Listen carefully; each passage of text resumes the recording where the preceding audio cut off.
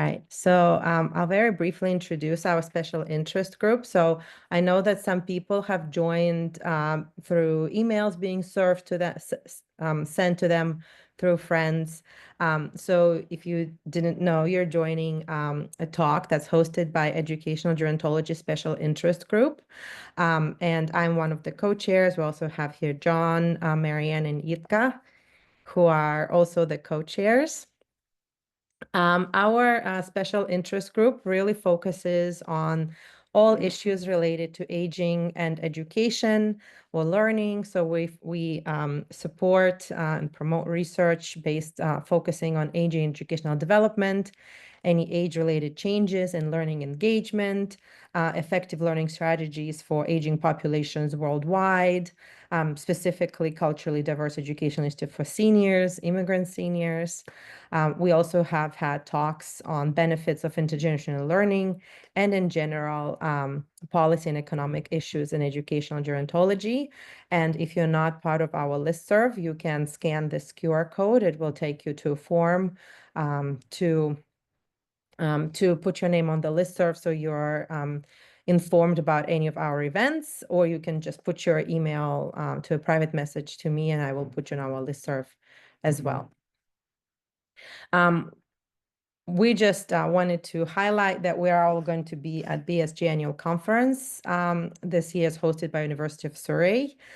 If you are presenting at the conference, just let us know and we'll make sure that we will have shared information about your presentation with the listserv as well. And we already can confirm that we have a symposium accepted, which is really focused on the notions of care, creativity, and connection in educational gerontology. And we're very excited for you all to join us. And when we have more information, we'll for sure share with you this information as well. So hello. Hi, everybody. Say hello in the chat. And now I'm passing on to Yitka, who will pass it on to Marvin for the talk. Thank you so much, Natalia, for organizing and getting us all in one place. Technically, this is not always super easy, but it's actually amazing because we're really meeting around the globe. And it is my huge pleasure to introduce Dr. Marvin Formosa, Professor in Gerontology and Dementia Studies at the University of Malta. I'm sure Marvin does not need much of an introduction for most of you who are in the room today, but nevertheless, I will mention a few things and then I will hand over to Marvin. So we're all here because we're looking forward for Marvin to take us on a journey into the discourse on older adult learning through national and international policy dialogues around older adult learning, with special emphasis on the need to bridge structural and phenomenological enablers to improve the state of older adult education. I'm quite thrilled that we were able to that Marvin agreed to do the seminar for us, because I think the timing is great, and it is a much needed area for us to discuss research and try to improve on. Just a few bits about Marvin. Marvin received a PhD in gerontology from the University of Bristol, and as I said, is Professor of Gerontology at the Department of the Gerontology and Dementia Studies. It's a faculty for social well-being at University of Malta. He also holds the position of the Director of the International Institute on Aging, United Nations. He is a chairperson of the National Commission for Active Aging in Malta and Rector's Delegate for the University of Third Age in Malta. And it's great that we actually have Harriet Rademacher here today from the U3A National Office. Harriet, I saw you somewhere among the participants. So it's great to see Marvin's breadth and wealth of expertise and kind of understanding that the older adult education, it's not something that happens in an isolated way in one or another geographical location, which is also why I think it's amazing that it's getting the attention it deserves from a global pool of members and viewers linking to the special interest group in educational gerontology. So welcome everyone. Marvin, please come and take the center stage. Without further ado, we're all thrilled to have you. Thank you for being here. Thank you, Jitka. And first of all, thank you for the invitation. I believe we had discussed this possibility 6 or 7 months ago, a long time ago, but eventually it arrived. And I look forward to sharing my thoughts with you, and hopefully I make service to this kind invitation. I have prepared the PowerPoint, but first and foremost, I think it's very important to communicate, establish my personal context. I believe that every time that people tend to do a speech or a keynote, many of the keynotes I hear are usually suspended in a social and temporary vacuum. So what I mean is that everything that I'm going to share with you is the result of a number of things that is happening in my life. Some of it's public life, and some of it's personal life. So first and foremost, in 2025, surely some of my thoughts have been impacted by COVID, the COVID experience. Even though today COVID seems like a bad word and nobody mentions it, there are still COVID infections. And also, I'm sure that we are all impacted by COVID, whether we say it, whether we don't, or whether we're conscious or whether we're unconscious about it. And therefore COVID, this particular experience. Secondly, I think that I'm also impacted by my own personal aging. So I'm 53 years old. I started this field very much at a relatively young age, in my mid-20s, 26, 27. So I've been around some time. And of course, I was lucky enough to meet, the people who or some of the people who established this field, like Frank Glendenning and Keith Percy, who passed away some months ago, and others.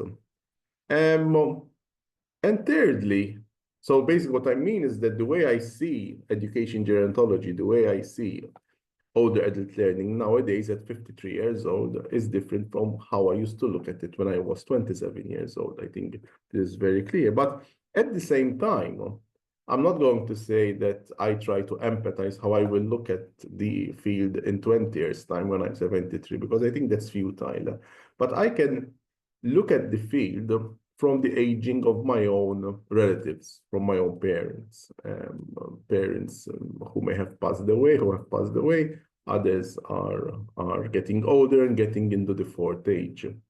So this field is very peculiar. By the field of aging is very peculiar because it is not a field like when you're studying, I don't know, and when you're studying ethnicity, or when you're studying cancer research, or where you may be studying obesity, and you don't have cancer, you're not obese, you may be not part of an ethnic minority.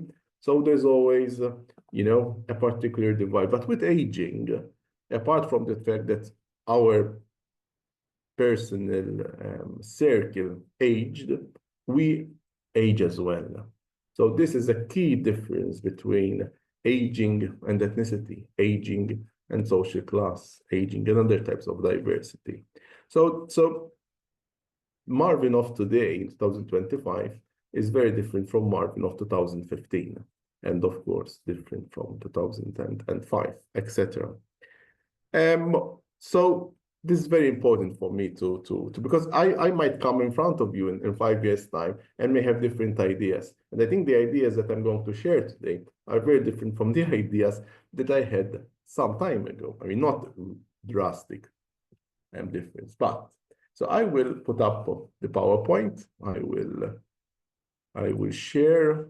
These are skills that before COVID were unheard of. Okay, I will put up my mobile on silent. So are you all, you're all seeing the PowerPoint, right? Good. So there, as you can see, the title, 5 Decades of Adult Learning, Difficulties, Failures, and Future Challenges. It's quite a broad topic. I might not do justice to it in just 40 minutes, but hopefully I'll give you a lot of food for thought, you know. And there, of course, I did mention 5 decades because education gerontology was more or less born in the early 70s, and we are celebrating half a century, and there's going to be a special issue in education gerontology added by myself, Claudia Kulmus, and Hani Hachem. So basically, these are the points that I hope to go through. First of all, I will focus on a realist perspective. I will focus on it and explain in a few seconds. Then the benefits, difficulties, failures, and future challenges. And those 2 papers that are at the bottom of the screen, the one on at least on my left is my first paper, published into the year 2000, and that is the paper on the right is my most recent paper, published a few months ago. So as you can see, I put these, on show, so to speak, to also put the message across that studying this area is really a process, a journey. I'm sorry, Marvin, I don't think your slides are advancing. Okay. So on my screen, they are advancing, but on yours not. I don't see them advancing. So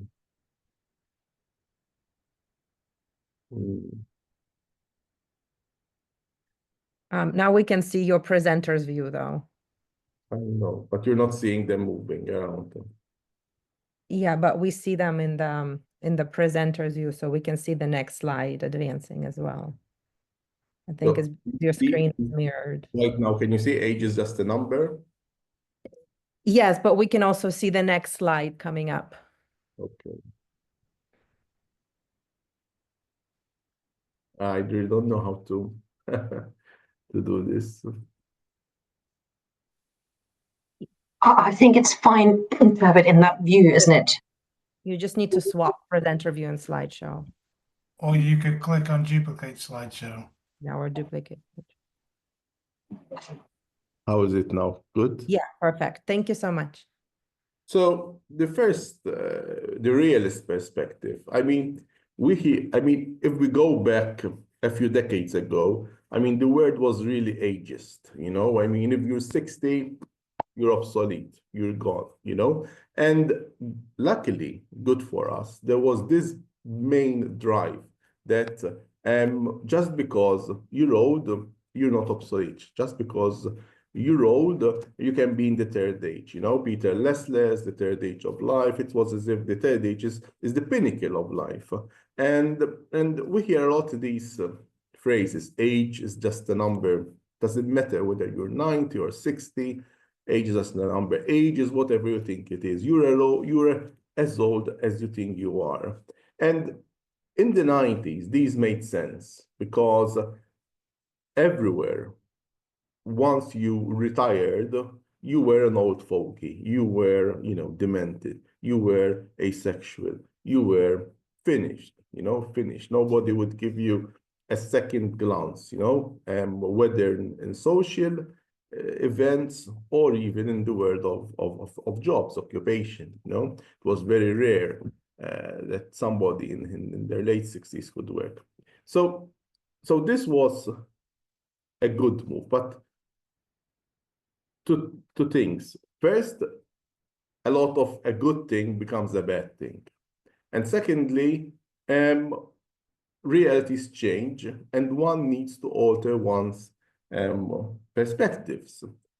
Another slide, and this is a magazine called Zoomer. I came across, I don't know whether it's being still published or not, but I came across it in the year 2000s in Canada. And as you can see, both Bryan Adams and Tina Turner, I'm sure they don't need an introduction. They must have been in their early 70s here or late 60s, I don't know. And of course, the image is that, oh, you're in your 60s, you're in your 70s, but you can still stay in tune, you can reset your relationship, you can reinvent your career, and you are also attractive, you know, and so on and so forth.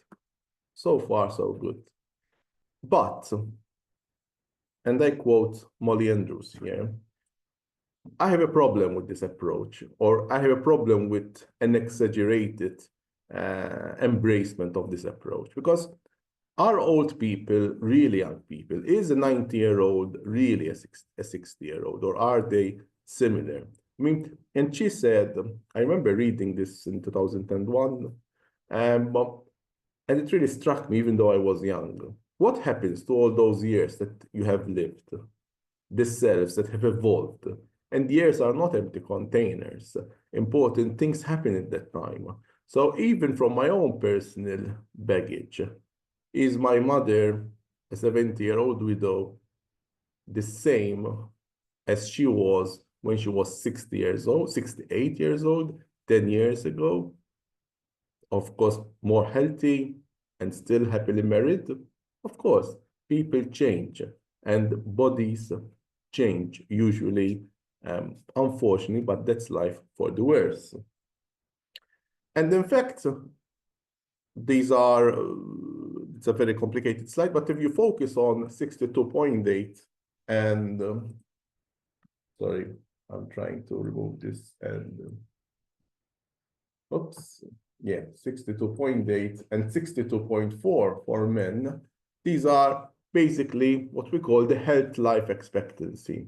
So in the EU, in the European Union, you could, I think, I don't know whether you were still part here or not.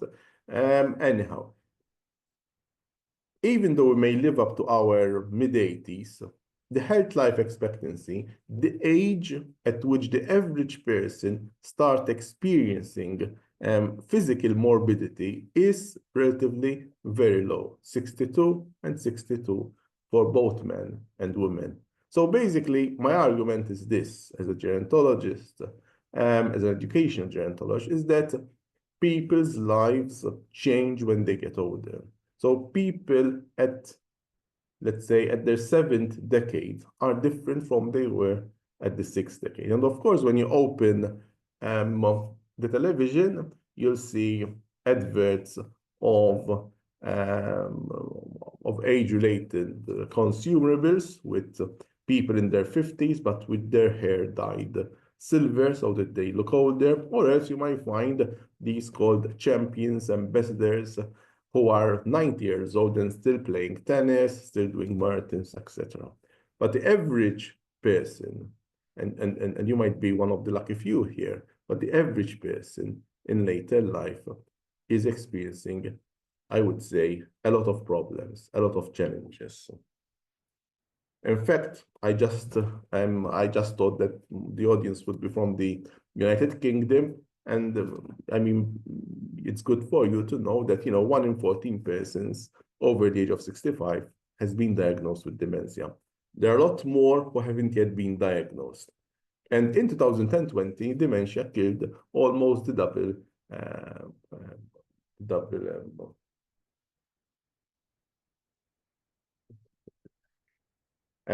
almost a double of women than men, and dementia, very, very importantly, has been the leading cause of death for women since 2011, since 2011. So basically, you can't say, oh, you're 90, but you're still good as gold. No, I mean, you're now 90, most probably you might have some initial dementia. So there's lots of true, positive data, positive feedback on all the adult learning. So it's not all doom and gloom. So it's important to keep a realist perspective of old age, but at the same time, also understand, so this is the second part of the presentation, we're moving from a realist to the benefits.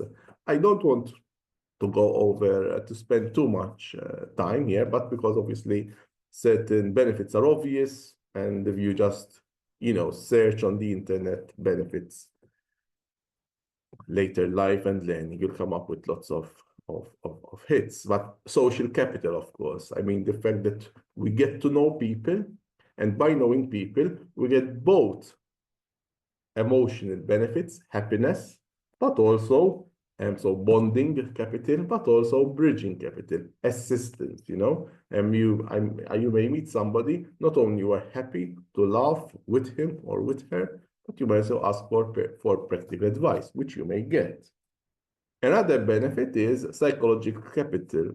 And you did mention the person named Harriet from the University of Cambridge. This is a study conducted by the U3A in Britain. The word university is no longer used at the U3A in Britain. I believe in 2018 or 19, where participants spoke very much about the psychological capital, the psychological assistance that U3A gave them. The membership offered support. U3A folded around the bereaved member in case of widowhood, and several times the phrase "it saved my life" was used. So there's a lot of psychological assistance as well in later life learning.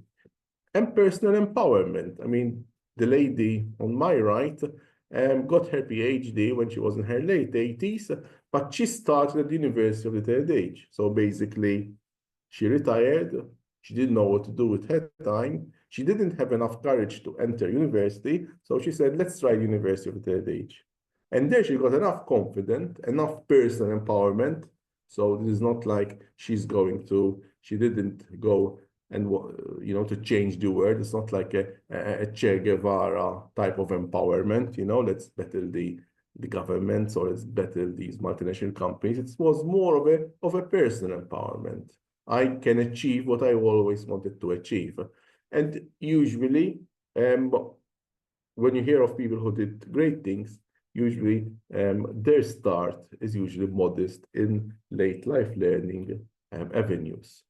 And gerotranscendence as well. This might be a new term for some of you here, but it's basically the fact that as we grow older, we become less materialist, the majority of us, and more spiritual in a wide sense, or not necessarily religious. Okay, so basically, I can explain this, that if you're in your 30s and you lose, I don't know, 10 sterling or 20 sterling, it's like, the end of the world. When you're in your 60s and 70s, and you may lose your wallet with some 50 sterling, well, it still hurts, but you always see the big picture. So later life becomes sort of a project of becoming, and later life learning can help you become, I would say, a better person, but certainly a different person. And of course, your identity changes for in a good way. So those are the benefits. But at the same time, and that's why I did subtitle my presentation, the difficulties. At the same time, late life learning, despite the fact that we want it to be as inclusive as possible, because I know that many of us have their hearts in the right place. We want our efforts to be inclusive. We also champion social cohesion. We also champion equity, I know. But ultimately, it still is marked by distinct class, gender, ethnicity, and age inequalities. If we just focus on social class and gender, unfortunately, it's not as bad as it was in the past, but it's still a middle class pursuit. In the 80s, I forgot the name of the author of a chapter. It might be it was in Midwinter's book. They described all the adult learning as the playground of the aged bourgeoisie. We have improved on that, but it's still the people who engage in learning are practically middle class, and it is also because not because only they are interested. It's because we tend to provide activities, learning opportunities, of course, which are attractive to the middle classes. We try to outreach, like in men's sheds. I'm sure that some of you have heard of men's sheds. Now there are women's sheds as well. And we try to outreach people from the working classes, and we are succeed, but we're still a long way to go. Gender is a double-edged sword. The majority of participants are women, okay? However, despite being in the minority, men are usually those who are seen and heard, and women remain invisible. So I think I have visited like 20 countries, visiting U3As in 20 different countries. And in the majority, the person, heading the U3A or having a chairperson position or whatever is usually a male, a man, despite the fact that the majority are women. But at the same time, men, I said it's a double-edged sword, because at the same time, the interests of men are underrepresented in learning activities in later life. So usually most of the learning activities tend to be of interest of women. So we have tried to change that a little bit in Malta by offering, for example, subjects like astronomy, marine biology, agriculture, and of course, what happens when you offer these subjects, 80% or 90% will be men. Okay. If we go back on third ageism, in many learning opportunities that I visit, I rarely encounter older persons with some degree of disability, whether it's cognitive or physical. It's not really, we don't do this intentionally, but there is still a long way to make older adult learning inclusive to older persons with physical and or cognitive. In fact, I'm doing a lot of projects in fourth age learning. I have also so-called invented the University of the Fourth Age, which basically is similar to the University of the Third Age, but actually occurs in care homes. So in Malta, every care home is legally obliged to provide one morning a week, not activities, but a learning activity. And it's a big difference. So it's not something like, I don't want to mention the word bingo, but there it is, not just bingo, but a learning activity. So this was, for example, a shared reading intervention with older persons living with dementia. And not just in Malta. I mean, I have written many papers and chapters and providing literature review of fourth age learning. Third ageism, that is a mistake. Of course, it's ISM. I mean, there's also an Anglo-Western bias. So again, some of these biases are not under our control. I mean, I can only think from a Euro Maltese perspective, but we have to be conscious. So many of learning opportunities in Cyprus, in Thailand, for example, these are usually founded by British expatriates, And whilst our intention is good, like for example, Maltese even Maltese in Canada, and in Australia, although our intentions are good, one cannot evade the fact that our perspective is to implant what we like, what we know, what we do in Malta, in Italy, in England, lock, stock, and barrel in Cyprus, in China, in Thailand, etc. And therefore, there's a lot of there is one Freirean stage. Paulo Freire speaks about that before doing some type of activity, one needs to negotiate. One needs to negotiate what the people enjoy. Like one needs to understand the culture, and that is many times not done. Gerontology. What is gerontology? I'm sure you have heard about pedagogy, the science, art, teaching of children and adolescents. Then there is andragogy, which is basically the science and art of teaching of adults. Gerontology refers to the art and science of teaching other persons. Now, just not to get misinterpreted, pedagogy, andragogy, gerontology, they overlap a lot, of course. So somebody who's an expert in pedagogy, may use some of his or her knowledge to teach other persons. But the main message here is that you cannot transplant skills that one uses to teach, for example, computer skills, to 20-year-olds and applying these same methods, skills, strategies with 80-year-olds. It doesn't work.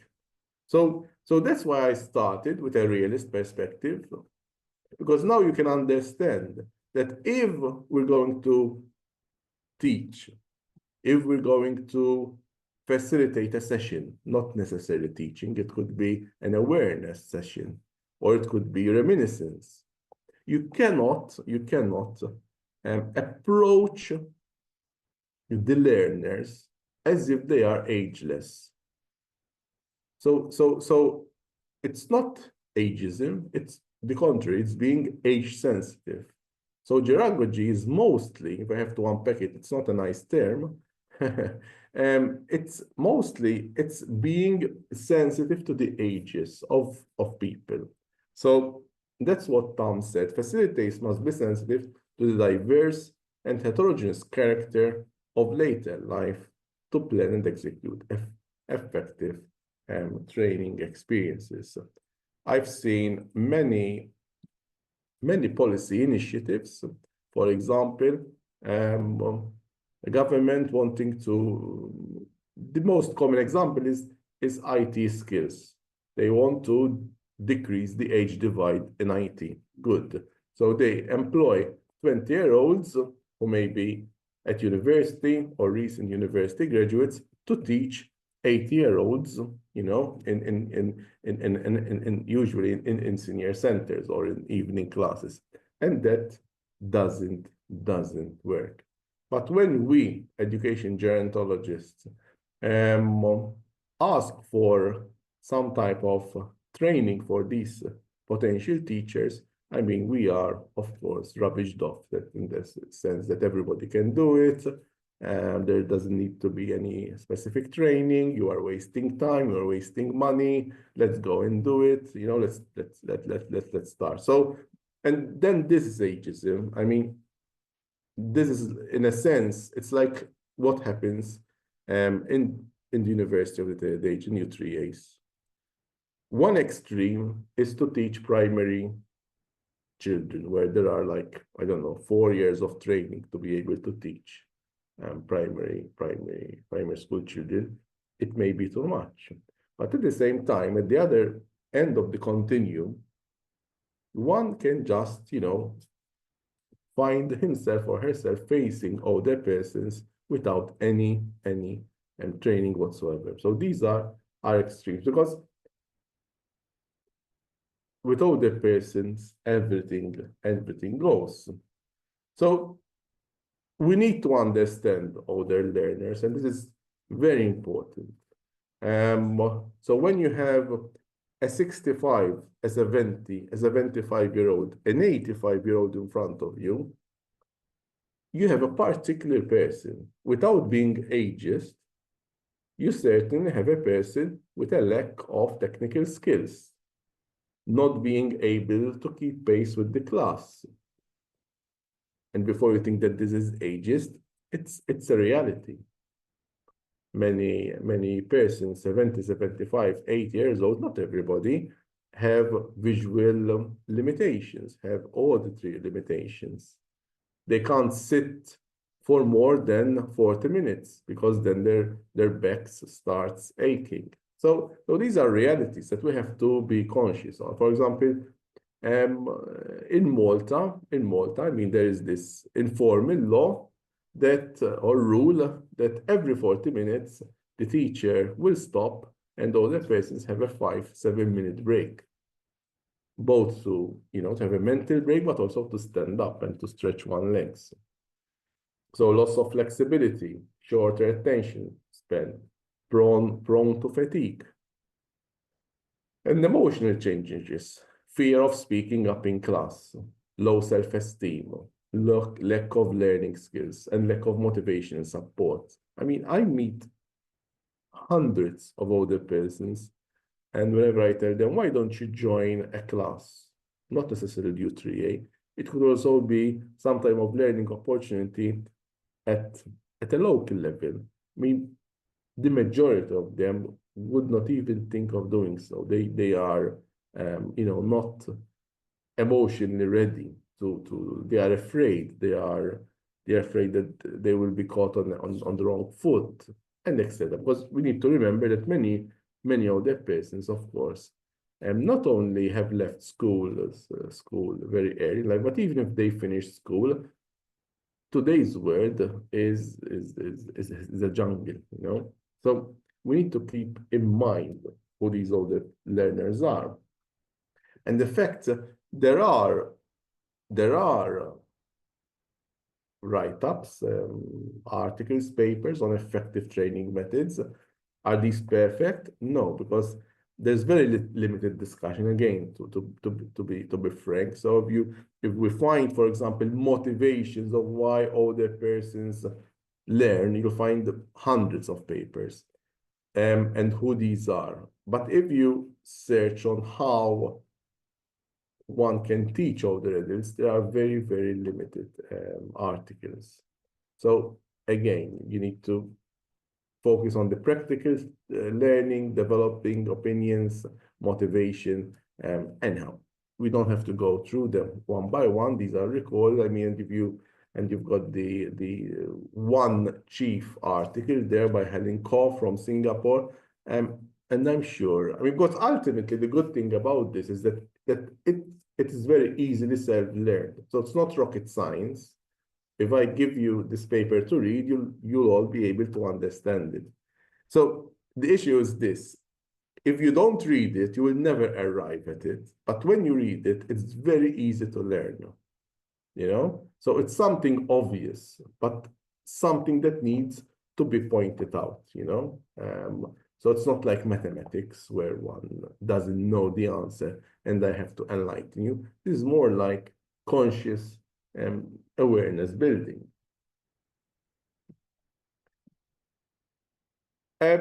So effective training characteristics as well. Not every person can, I believe, not every person can be a teacher, facilitator of older adults, because apart from being professional, one has to be respectful, emphatic, flexible, engaging, relevant. And I'm not trying to patronize people here. What I'm trying to say is that one needs a certain approach with older persons, which is not completely, but slightly different compared to when having 6, 10, 15-year-olds in class. Because ultimately, if we go back to Andrew's quote, an 8-year-old is very different from a 15-year-old. So you need to approach things differently. This final part of my presentations, perhaps looking towards the future. And you might have thought that perhaps I was going to, give you a blueprint or provide you with some expertise. But basically, my idea is that we need to marry or embrace learning with the sustainable goals. I think there's been a lot of work being done from a humanist perspective. There's also a lot of things being done from a personal empowerment perspective. Also, many learning opportunities lead to joy, to happiness. Good. I think it's also very important now, especially in the type of world that we live, for learning in later in life to take on a number of responsibilities that previously were, more or less solely in the part or solely in the spectrum of adult education. The argument is that older people don't have a lot of time left, so they shouldn't focus on changing the world. Today, that's not simply true, and because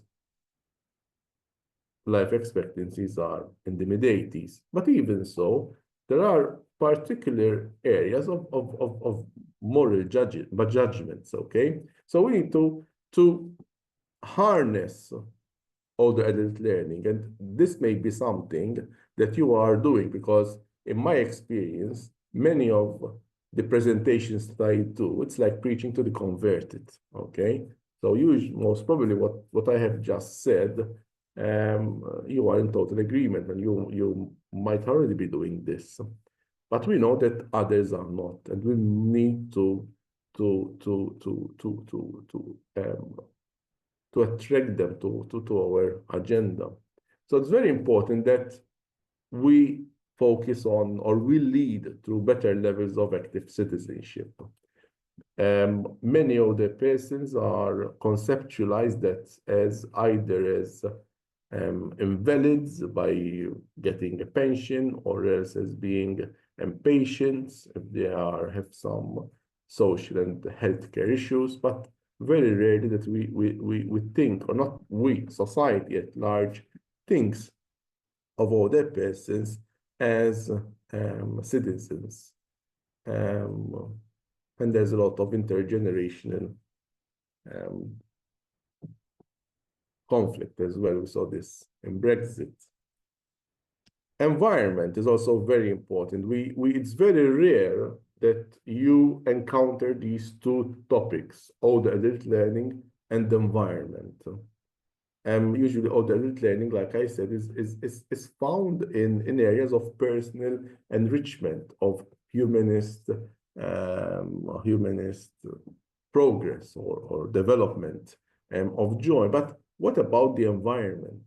What I'm referring to is that, like I said, I've visited many U3As around the world, and very few lectures, if any, had an environmental dimension. Mostly it's the humanities, philosophy, religion sometimes, but what about the environment? We need to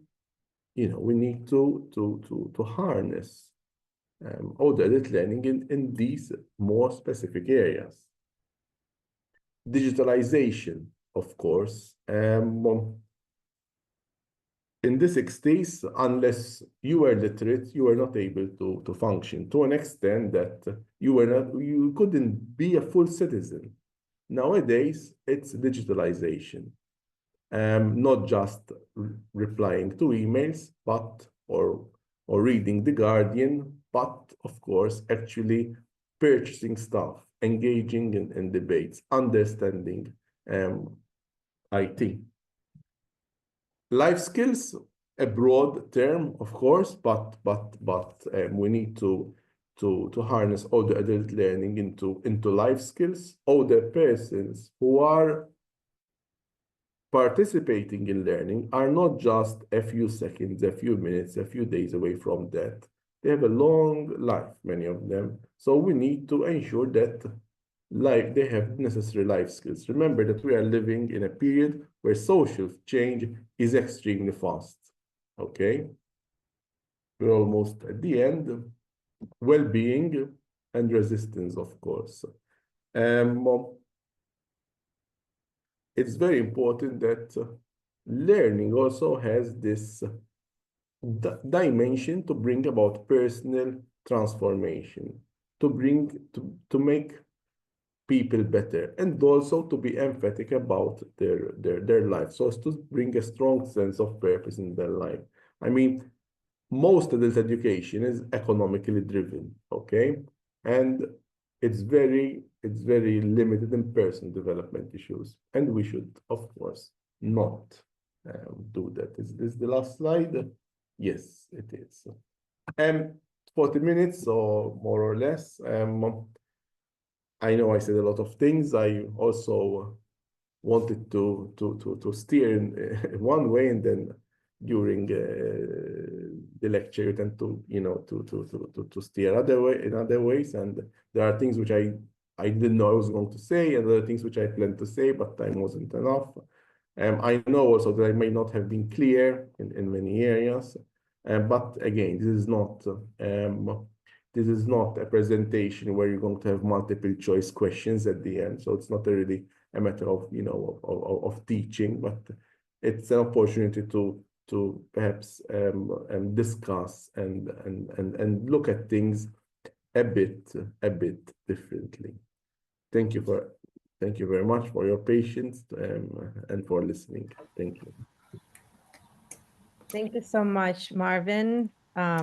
Quite an interesting talk. I'm just going to remove a spotlight from you, and we have 10 minutes for questions.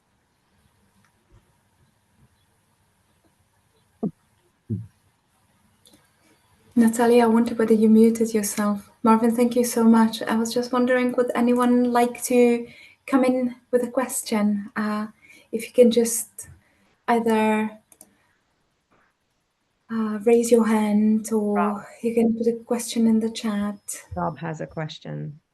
Yeah, you're back. Thanks. Thanks, Marvin. I thought that was excellent, really helpful. I'm looking at your sort of personal and social resilience point at the end. I've reflected, and others think, that reflexive practice is quite a crucial skill in navigating the third and fourth ages. And I remember in a recent book, The 100-Year Life by Grattan and Scott, there was a quote that, unfortunately, yes, this is true, but unfortunately, the vast majority of the population are incapable of reflexive practice. Now, that offends me and worries me, and I just wondered what your thinking about the importance of reflexive practice was, because it seems to me building their own theory about how we want to live our lives. That's the context I'm seeing it in. And I wondered what your reflection is in your travels as to seeing how different cultures manage reflection, building their own theory about how they want to live their lives. I'll leave it there. Yes, by reflective practice, usually the term is called praxis. You are right. I mean, in my limited experience, I found a lot of well, reflection, but reflection in a social vacuum. So basically, usually there's a lot of enjoyment in older adult learning of reflecting about what you're learning about, but sometimes it's also a bit of a delusion, in the sense that you mentioned resilience. I mean, ultimately, what I'm trying to say is that later life has a number of challenges, and whilst it's good not to be obsessed with these challenges, it's like the end, like Chicken Little, the world is falling, and one cannot be always, pessimistic. But I at least in my older adult learning experiences, I find that people tend to bury their head in the sense, so to speak, in the sense that bad things will never happen to me, or bad things that will never happen to us. So, for example, when I'm not sure whether I'm replying to a question, but for example, many classes that I've been to always tell me that when somebody with a walking frame applies, everyone panics, because usually classrooms are not equipped for people who are with walking frames, for example. Now, without being ageist and saying that, but it's a bit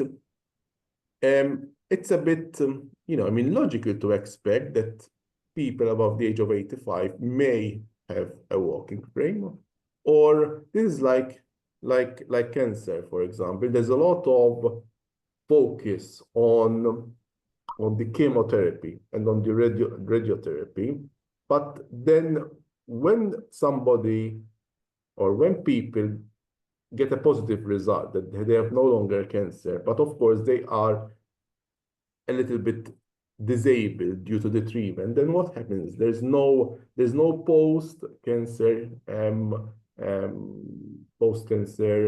what shall we call it? Support. There's a lot of support when you have cancer, and the same thing with this. So basically, I think there needs to be also,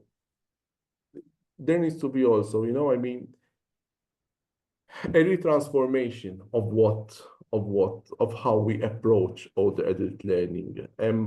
We need to find the middle ground between, class issues, age issues, health issues, ethnicity issues.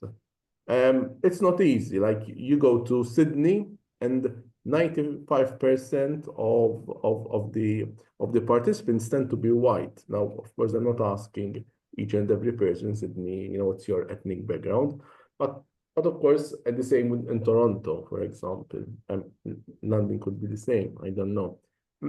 So we're not perfect, and like I said, it's very difficult for you. Like, I am a man, for example. It's very difficult for me to look at the world from a woman's eyes. It's almost a little bit impossible. I may try, but what I'm trying to say here is that the worst mistake that we can do in all the adult learning is to try to replicate adult education in an aging context.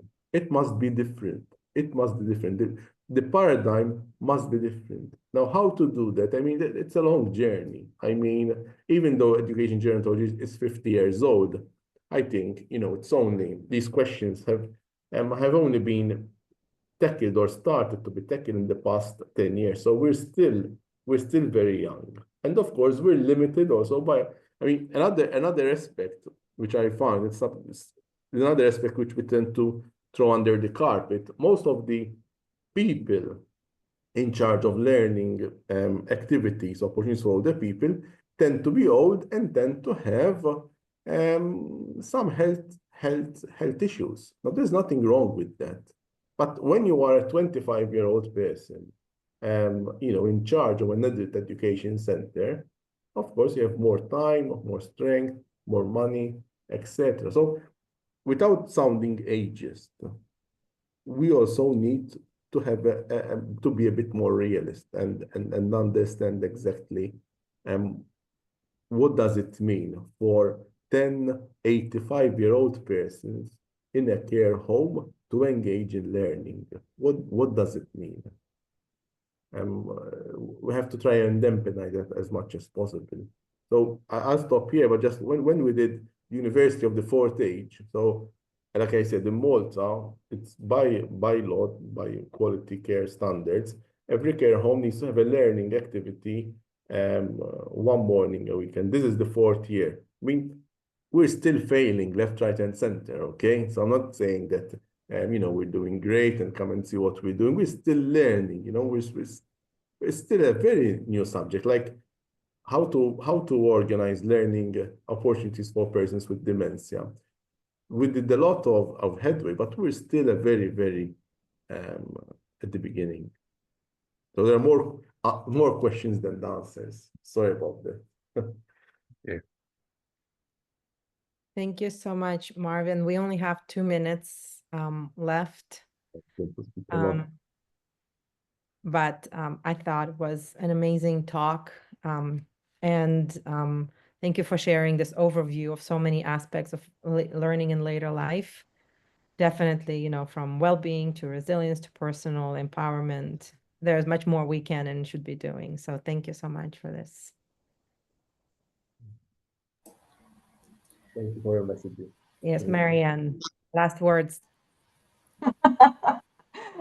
Marvin, thank you very much. This was really, really good, really insightful to have it all brought together. I'm just curious, I probably should read up about this fourth age university in Malta, but how come they implemented it and when can we expect results on showing if it's working or not working? I mean, or are you working on this at the moment? So maybe something to look out in the future, because I think all these efforts of change need to happen in parallel ways. So it needs to be from bottom up as well as from top down with, you know, as it sounds like, policy guidelines. And I think it's a wonderful idea to regulate for this, for learning in care homes. Yes. Is Marvin there? Oh, yeah. I just wanted to point out we only have 1 minute left and people need I'll to. just tell you that the work that I did with third age learning in 2 months, it took me a year or 2 years to do it with in fourth age learning, because the logistics are enormous. So first of all, in fourth age learning, you can only have small groups. In third age learning, sometimes you have 200 people in a hall, you know. In fourth age learning, you can only have small groups, because the difficulties that people in their 80s have are, you know, are quite substantial. So basically, you may have a care home of 80 persons, and you can only give an opportunities to few people. But even how to, and even the facilitators, for example, at least in Malta, again, there's nothing written in stone, but in Malta, you can only facilitate if you have some knowledge in gerontology, geriatrics. You don't need to be a professor, but you can't have, you know, a degree in chemistry and just go in a care home and deal with older people. So the logistics are very hard, time consuming, and also, unfortunately, sometimes the status quo do not understand the sensitivity of it, you know, because there's also an ethical issue as well. But there are ethical issues. I mean, each one of you here, you know, I mean, they could actually decide to join in this podcast, whatever it is, interview, and that's it. When you have people who are vulnerable, and one day we shall either die soon or become vulnerable. And the ethical ramifications are also not unsurmountable, but they are very time consuming from a logistic perspective. Thank you so much, Marvin. Thank you, everybody, for your questions. And thank you all for joining today. I don't know what time it is worldwide. As I mentioned, this was a talk brought to you by Special Interest Group in Educational Gerontology. And if you are at the conference later this year, please stop by to say hello, stop by at our symposium.